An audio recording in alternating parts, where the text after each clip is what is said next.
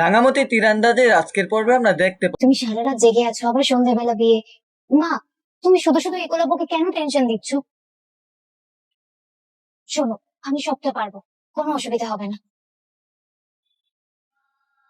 আরে সেরকম হলে আজকে বিয়ের ডেটটা না না, একলাব্য বিয়ে ডেটা ক্যান্সেল করো না। একলব্য, তুমি টেনশন করো না। ও যখন বলছে ও পারবে, ও নিশ্চিত ভাবে পারবে। বাবা, তুমি একটা কাজ করো, তোমার তো খুব ধকল গেল, তুমি বরং এখন বাড়ি যাও, একটু রেস্ট নিয়ে নাও। ঠিক আছে, আমি আসছি। রেস্ট নাও আর প্রেশার দিও না নিজের উপর। আসছি। এসো। মারে কথা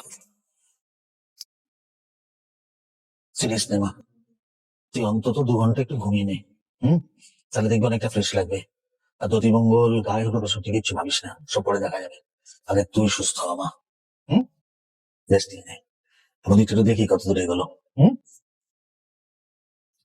আচ্ছা আচ্ছা, ঠিক আছে, পরে বলবো।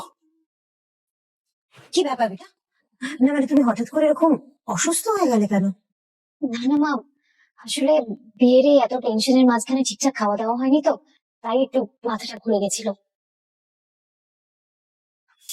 পুরোটাই কি নাটক? কিছুই বুঝতে পারছি না। কিন্তু ডাক্তারবাবু তো বলেছিল আইরে দিদি সত্যি শরীরটা খারাপ হয়েছে। আর জামাই দাদার দিদি ভাই তো বাড়ি ফিরে তাই বললো। তার মানে এসব নাটক নয়। ঠিক আছে, তুমি রেস্ট নাও, আমি আমি তোমাকে ঠিক সময় মতো ডেকে দেবো। তুমি একটু ঘুমো এখন, কেমন?